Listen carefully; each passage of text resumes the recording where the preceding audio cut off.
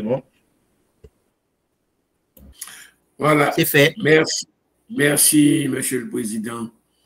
Alors, nous allons écouter maintenant la soutenance de l'étudiante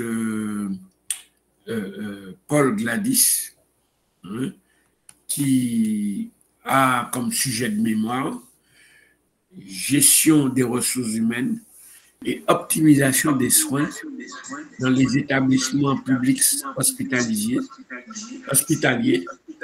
cas HCR du docteur Raoul Pierre-Louis de Carrefour. Son travail était sous la direction du professeur Jean-Pierre Delors.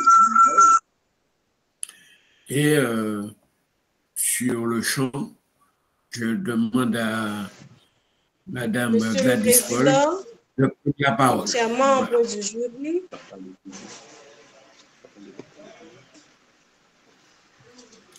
maintenant, tu peux prendre la parole, Gladys Paul.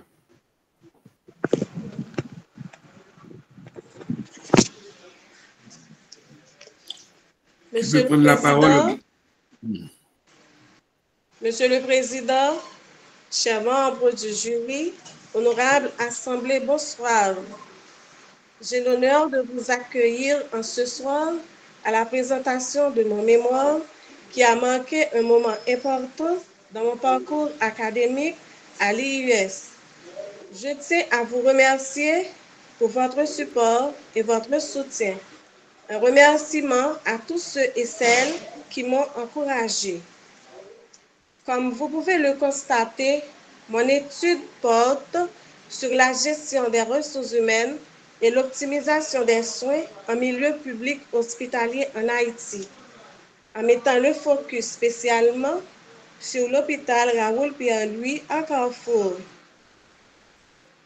Pour notre présentation, nous allons suivre le plan suivant. Salutations, remerciements,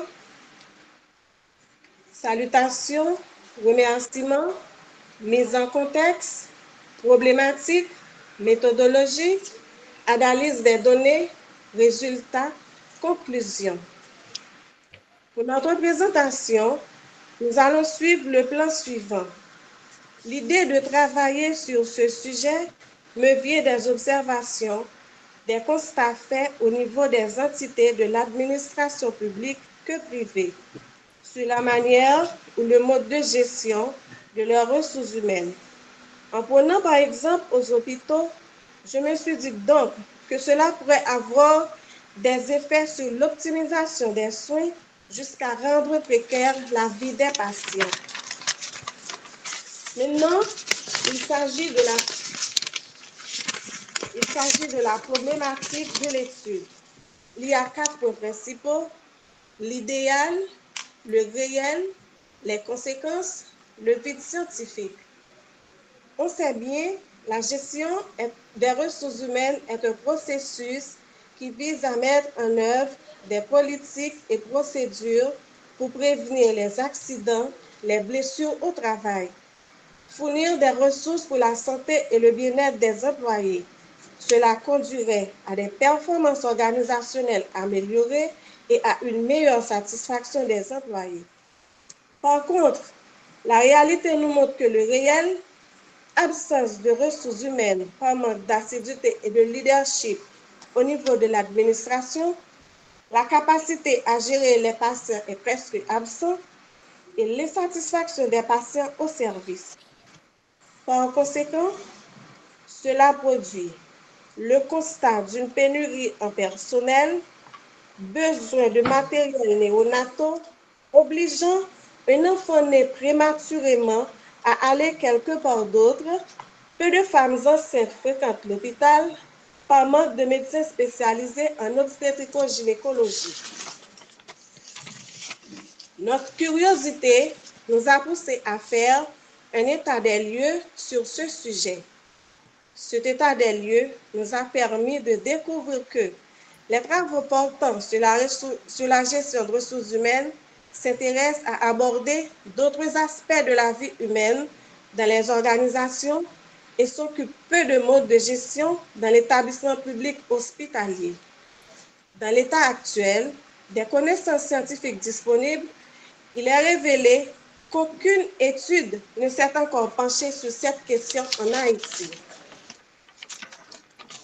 Pour réaliser ce travail, nous avons suivi une démarche méthodologique bien définie. Cette étude s'inscrit dans la perspective d'une recherche exploratoire visant une approche qualitative. Les recherches exploratoires consistent à décrire, nommer ou caractériser un phénomène, une situation ou un événement de sorte qu'il apparaisse familier. Pour approcher de la population, j'utilise les techniques de l'interview et de l'observation directe.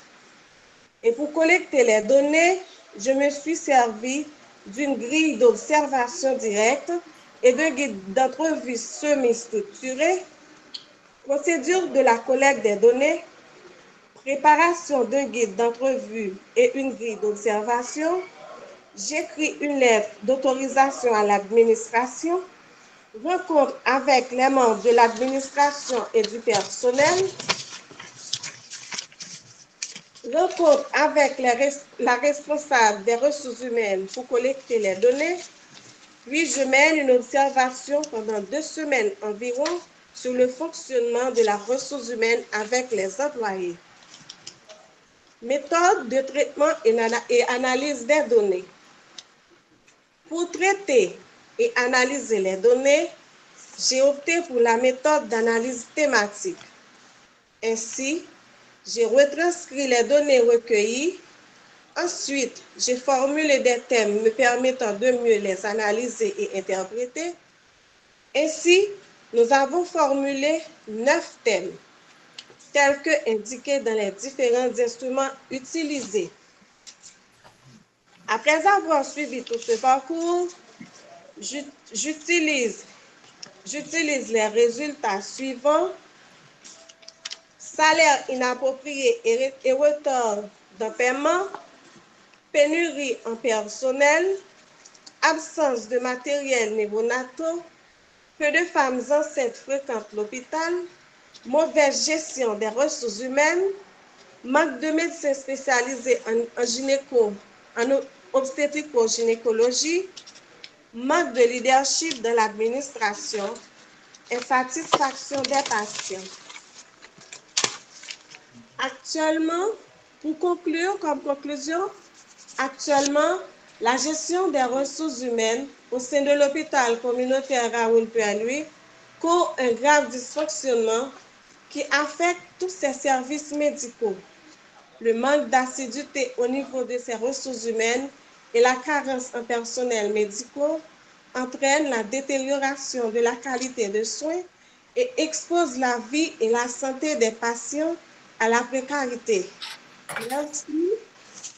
Je suis à votre disposition pour les questions et les recommandations. Merci Gladys Paul, merci pour la présentation. Là, le rapporteur, dans le cas de Gladys Paul, dans ce cas, je vais passer la parole rapidement au rapporteur, qui n'est autre que le docteur Providence. Docteur Providence. Voilà, merci Monsieur le Président. Je salue mon collègue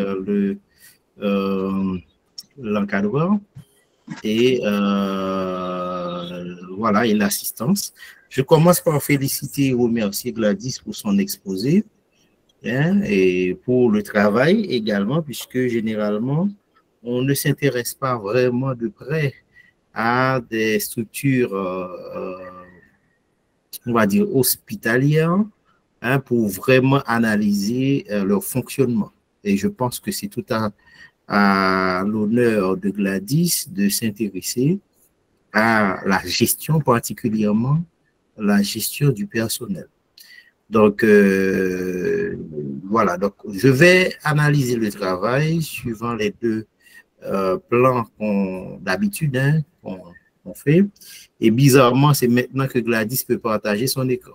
Gladys, est-ce que tu peux mettre ta caméra également parce que on a l'impression que tu es en train de festoyer chez toi, hein? Alors qu'on ne voit pas ta tête. Voilà, tu as une jolie tête. Bon, heureusement, on peut montrer aussi qu'à l'IUS, on n'a pas uniquement la tête hein, et bien faite, hein, mais on a la tête, alors quand on dit bien faite, hein, bien faite dans les deux sens, quoi. Bon, voilà. Alors, Gladys, je voulais attirer ton attention sur les règles, comme avec les autres. Les règles existent et elles doivent être respectées. Donc, si tu continues hein, sans les appliquer, tu n'auras jamais droit à ton parchemin de diplôme. Parce qu'il faut mettre aux normes hein, le document. Ça veut dire quoi? Ça veut dire qu'une page de couverture, il y a une manière de faire. Hein? Ce n'est pas ce que tu as fait là pour l'instant. Et bien entendu, je ne vais même pas revenir sur les coquilles, les fautes d'orthographe, de grammaire, de syntaxe et tout, parce que je te fais confiance et avec ton directeur pour nettoyer. Hein, c'est important de le faire.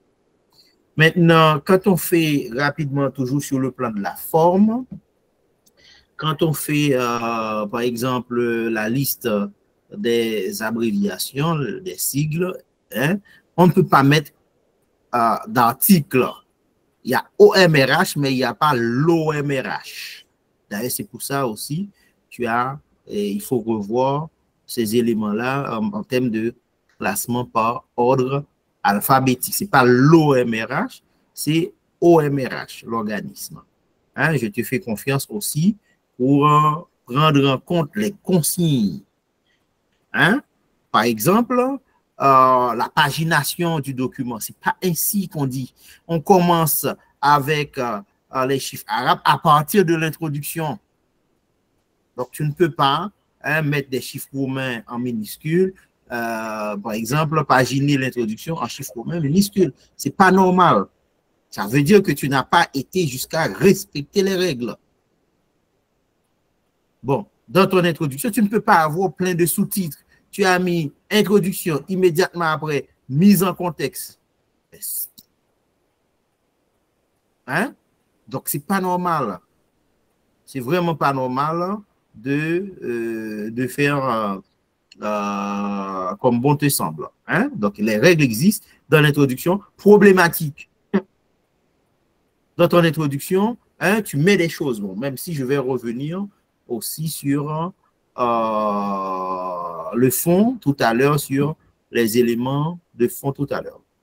Tu mets cadre de méthodologie, toujours dans ton introduction, plan du travail. Non, on rédige son introduction et on utilise hein, des connecteurs hein, pour vraiment faire en sorte que le lecteur puisse suivre la progression des idées. Donc, ça, c'est toujours sur le plan de la forme. Je reconnais qu'il y a un effort pour, je ne sais pas moi, faire les citations, mais tu as des problèmes de syntaxe. Je rappelle qu'un problème de syntaxe peut être une mauvaise ponctuation.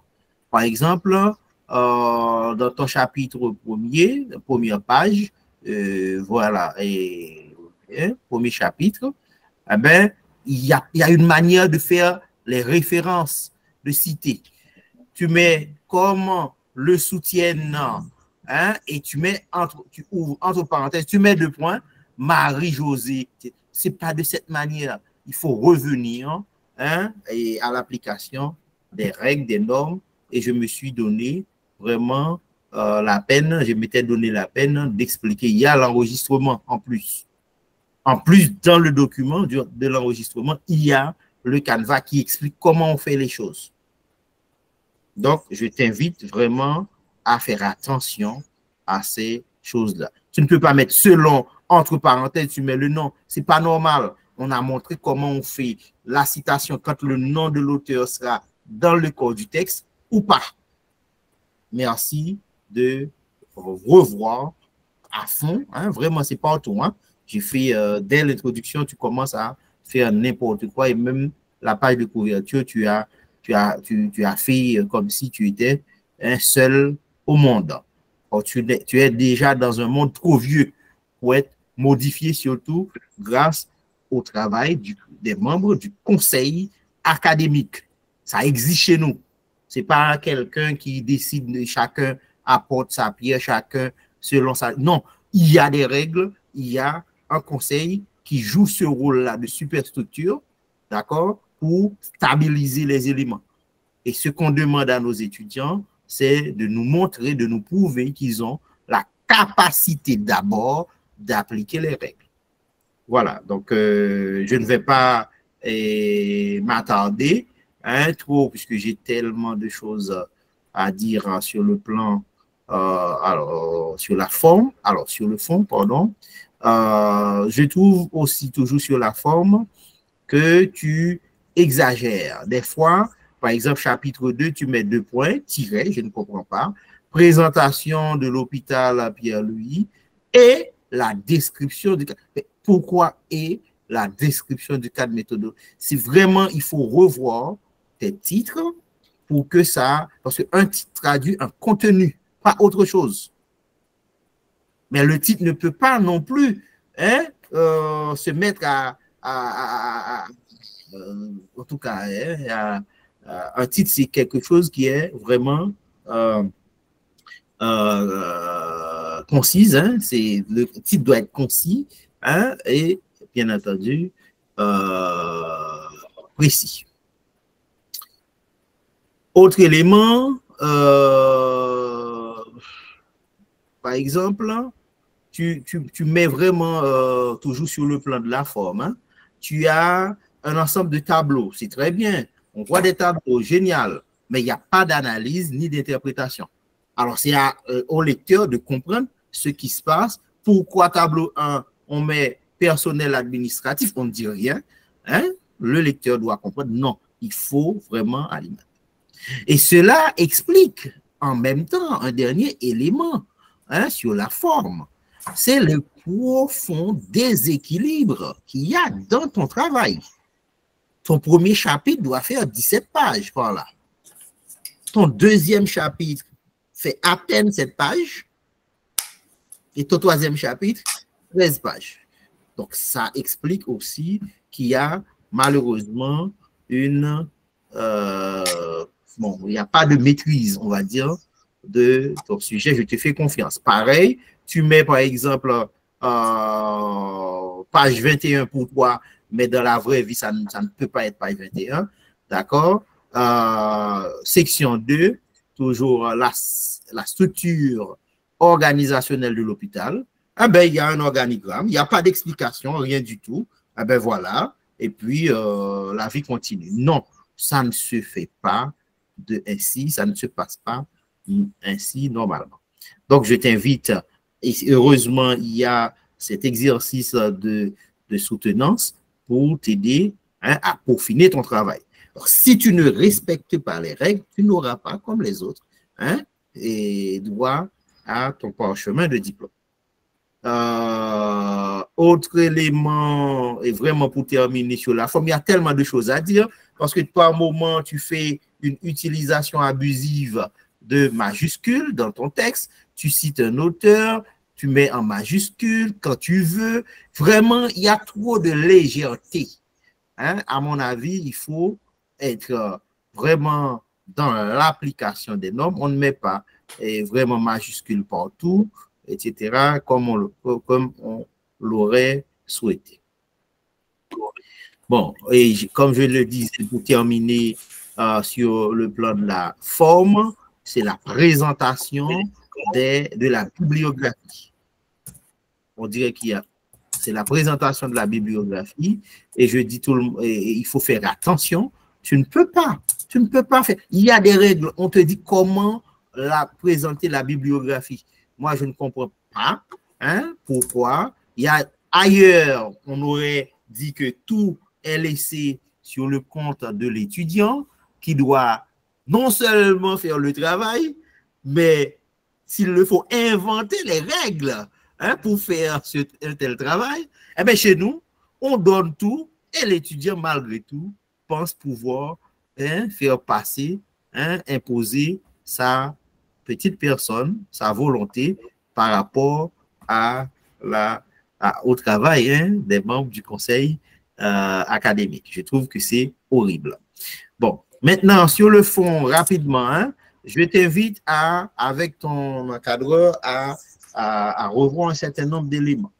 Parce que tu t'es posé 3 questions de recherche, si du jamais vu, sachant que dans un travail de recherche, il ne peut y avoir qu'une seule question de recherche. Par contre, on peut avoir, à partir de cette question de recherche, des questions d'éclaircissement. Donc, dans ton travail, il faut préciser et ne pas avoir tout ça. Il faut être vraiment cohérente. Et dans ton cas, je t'invite à être cohérente et à vraiment appliquer, respecter les règles. Maintenant, j'aurais une question. On a bien compris que ta volonté, c'était de vraiment d'expliquer le phénomène. Est-ce que tu peux nous dire d'abord, préciser pour nous et justifier pourquoi pas ton échantillon, d'accord?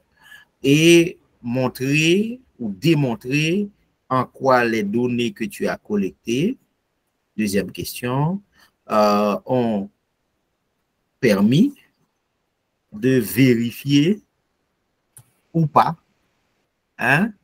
ou pas, ça aurait été horrible, bon, vérifier dans l'un des sens possibles, puisqu'il y en a 3, de vérifier et tes hypothèses que tu auras aussi à reformuler en une hypothèse. Ce n'est pas nécessaire d'avoir vraiment à faire ces genres parce que les étudiants aiment bien faire vraiment tout ce qui les dépasse. Voilà. Et puis, je terminerai par rappeler que Gladys fait partie, et vraiment c'est à son honneur, tout à son honneur, fait partie des étudiants qui sont en double admission à l'IUS. Double admission, je me permets de rappeler que si le dossier d'un candidat le permet, après l'avis de la commission d'orientation et d'admission, un étudiant peut s'inscrire à la fois en L4 pour être accompagné et rédiger son mémoire, et la même année, l'étudiant s'inscrit en Master 1 pour passer, valider son année, réussir les cours. Et je crois que Gladys est en train de prouver effectivement en double admission, c'est possible. Et vraiment, je te félicite. Voici pour moi mes propos, Monsieur le Président. Et voilà, je me réserve, si jamais j'ai d'autres inquiétudes, et je demanderai la parole. Merci beaucoup. Oui, merci, Monsieur le Président, Monsieur le rapporteur. Je vais tout d'abord passer la parole, avant de faire mes remarques, passer la parole au directeur de mémoire, Monsieur Jean-Didier Desloges, qui était le directeur de mémoire.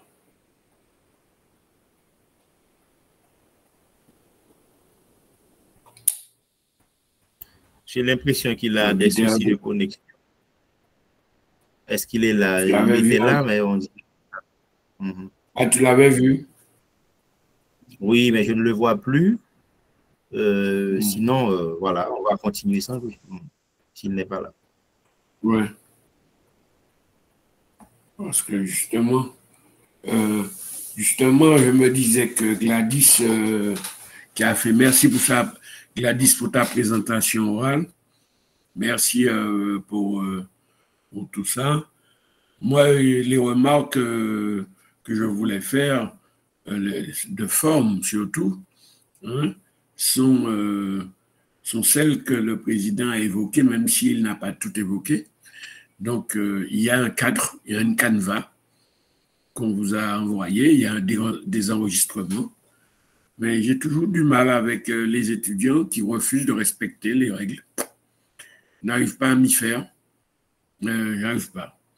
On a donné un cadre. Ben, il suffit de respecter le cadre. Point. Point, c'est tout. On respecte. Mais ça prouve qu'il y a une... Comme c'est tout le monde, ou presque tout le monde qui fait ça, je pense qu'il y a un désordre général, quoi.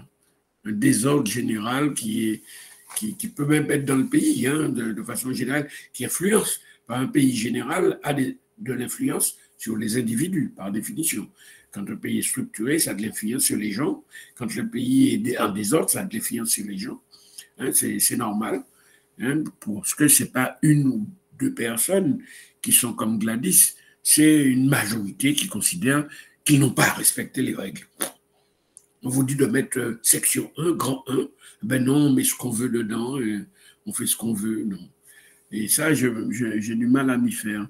Voilà.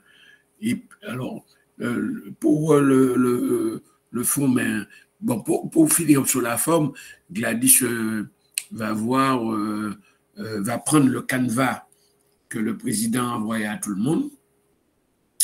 Je crois que ça doit être de la page 10 à 14 dans le canevas.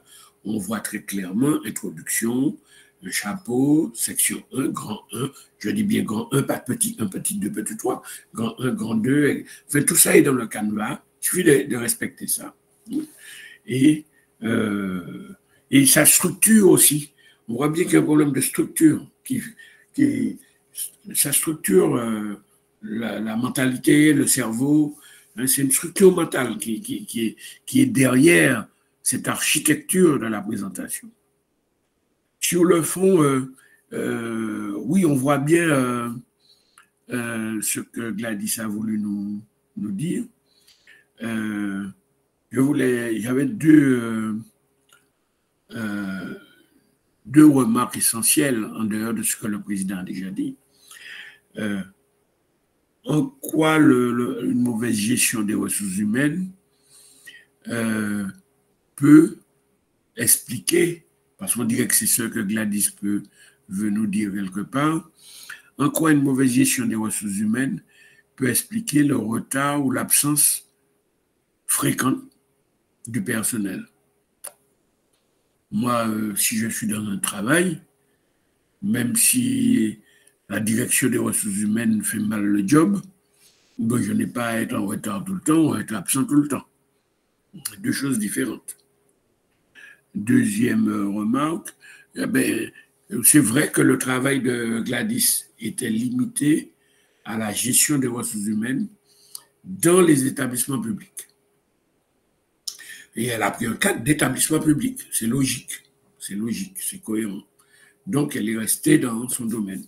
Mais une petite présentation de ce qui se fait dans le domaine de la gestion des ressources humaines, une petite présentation de ce qui se fait dans le privé nous aurait éclairé.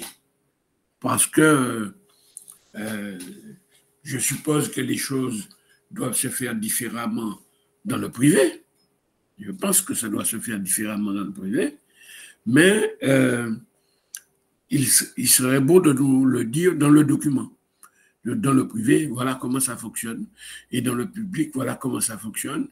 Et peut-être que là, le lecteur serait encore plus à même à bien voir les limites de cette gestion des ressources humaines dans le public et les conséquences que ça a sur les soins dans les établissements publics. Hein? Peut-être qu'on serait plus à même de bien les voir. OK, je vais demander à Gladys de prendre la parole, de répondre à tout ce qu'elle a entendu. Hein? Gladys, tu as la parole.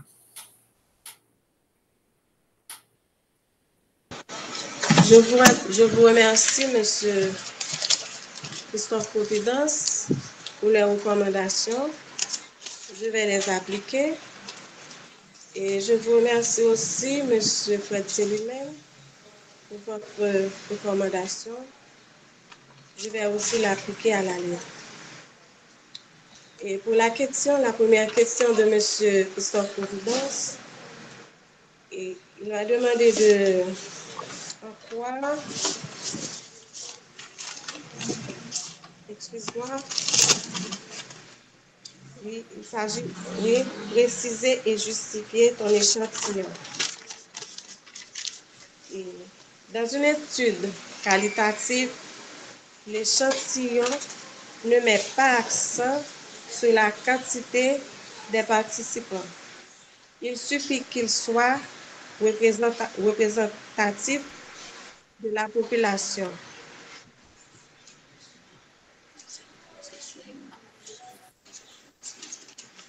C'est parce que cette quantité ne porte pas sur les normes, il se porte sur les normes.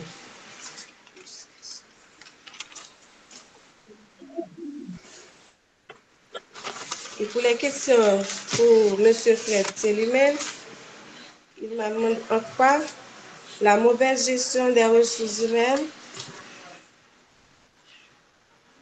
mais l'absence et le retard sur les employés. La réponse que j'ai, je pense que c'est parce qu'il y a le manque d'assiduité du personnel en ressources humaines qui est associé à une pénurie du personnel qualifié qui a entraîné la détérioration significative de la qualité, de la mauvaise gestion du personnel qualifié. Parce qu'il y a carence de matériel néonatal et puis il y a pénurie aussi de ressources humaines. Mais en quoi ces absences, quand tu dis absence fréquente, c'est il manque du monde ou le personnel est souvent absent? C'est parce qu'il manque du monde. Il y a beaucoup de gens qui sont partis, ont laissé l'hôpital à cause de la situation du pays. Et en plus, ils sont partis aussi voyager dans d'autres pays. Salaire inapproprié, retard de salaire. Je pense que... Donc, il y a absence de recrutement alors, pas absence de personnes. Il y a absence de recrutement, oui. Absence de recrutement. Donc, il y a une absence de personnel dans les postes. Oui, je passe la parole au docteur Providence. Oui, en fait, alors je comprends très bien ce que Gladys essaie de peindre comme un tableau et elle a raison parce que c'est pas, on est dans un système où le professionnel, par exemple, une infirmière, des fois ce qu'elle gagne ne lui permet pas même de satisfaire ses besoins primaires.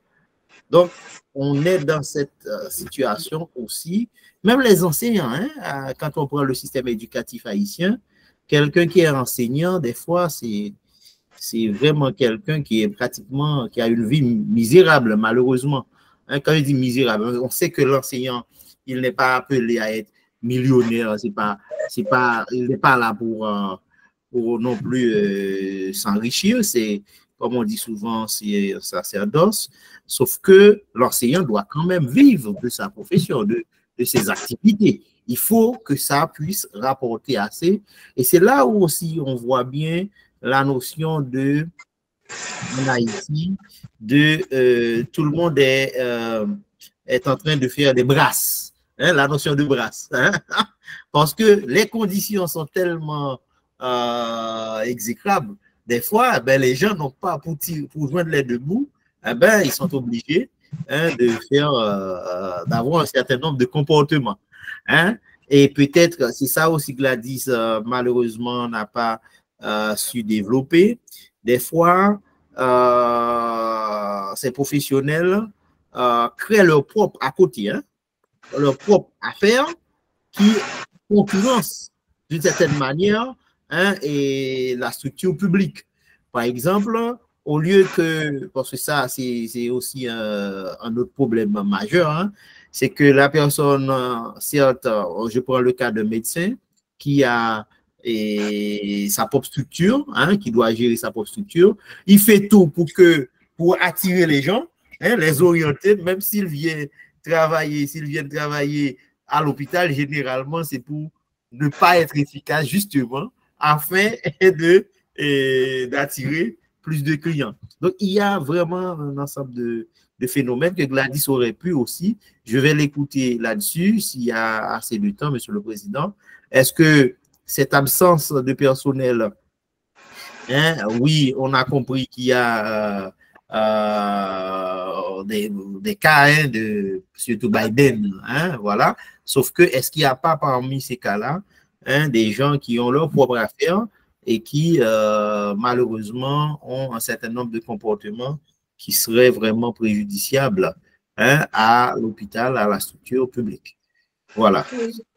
Je répondrai oui, et parce que la majorité des médecins ont leur propre centre hospitalier, ont leur propre d'autres cliniques, et puis ils viennent un jour par semaine, soit à l'hôpital, et puis les patients souffrent, de même que les infirmières, et même les employés et de l'administration, ils ne viennent pas au jour le jour. Premièrement, c'est parce qu'il y a l'insécurité en Carrefour ou dans le pays, mais ils prennent ça comme une habitude pour ne pas venir au travail. Mais les médecins eux-mêmes, ils ne viennent presque pas. Même s'il y en a d'entre eux qui sont allés chez Biden, mais il y en a parmi eux qui ont fait exprès de ne pas venir. Mais quand il est allé au privé, il doit travailler, il doit aller à l'heure, mais à l'hôpital public, ils ne viennent pas. Merci. Et j'ai une autre question que M. Célimène m'a posée tout à l'heure. Et il m'a demandé en quoi ça consiste la mauvaise gestion des ressources humaines de l'administration privée. L'administration privée, les employés ont été obligés de venir travailler. S'ils ne viennent pas travailler, on va enlever sur les salaires. Mais pour l'hôpital public, s'ils ne viennent pas, bon, on va toujours avoir leur salaire. S'ils ne viennent rien, on ne va rien faire. Mais pour les autres, pour privé, on va mettre les absents pour vous, on va mettre les retards pour vous. Si on ne vient pas, eh bien, on peut remplacer le médecin par un autre. Mais dans l'hôpital public, il n'y a pas ça. Les gens font ce qu'ils veulent. Ah ouais, mais comme disait le président Providence, peut-être que c'est parce que les gens ne sont pas satisfaits des rémunérations et ça les oblige à faire des brasses à droite à gauche pour pouvoir survivre. Donc le début du commencement du règlement de ce type de problème doit venir justement de l'État, puisque si on parle là d'établissement public, bien entendu. Si on parle là d'établissement public, donc le début du commencement du règlement du problème doit venir de l'État, c'est-à-dire que l'État crée des statuts et des rémunérations et exigeant ensuite les rigueurs que tu as exposées pour le privé. L'État ne peut pas exiger de la rigueur alors que l'État lui-même ne respecte pas ses employés. Donc, on voit bien que le début du commencement doit venir de l'État. Voilà. Oui, c'est l'État. Je pense que l'État doit faire son travail dès le recrutement. L'État doit suivre le processus de recrutement. Quand l'État fait le recrutement, il doit prendre des professionnels qualifiés pour faire le travail, comme indiqué dans le deuxième chapitre de mon travail. Donc, il y a absence de personnel qualifié au poste concerné. C'est ça que tu dois dire. Oui. OK, docteur Providence, as-tu des choses à rajouter? Non, c'est bon. Et j'espère que Gladys va prendre en compte les remarques, les recommandations. Et de toute façon, elle va être accompagnée, suivie pour qu'elle puisse vraiment déposer la version finale de son travail. Félicitations Gladys, j'espère que tu as entre-temps, puisque je n'ai pas les données en tête, validé ton Master 1 et que tu seras avec nous en Master 2. Merci, Voilà. je vous remercie, Monsieur le Président, et merci beaucoup, Monsieur Providence, pour votre encouragement et votre support. Et durant mon parcours, même si parfois je me plains, et vous dites, bon, Gladys, c'est bon, comme M. Fred Célimet m'a dit, c'est bon, Gladys, même si la situation est difficile, je vous remercie. Et comme M. Mackinson Métis, qui était ton élève, ton étudiant, il m'a aidé à travailler sur mon travail. Je remercie aussi M. Jean Dider, mes parents et ma famille, et l'administration aussi de l'hôpital. Merci beaucoup. Allez, bon courage. Merci Gladys. Et puis, bon, docteur Providence, il n'y a rien d'autre à rajouter, ça va?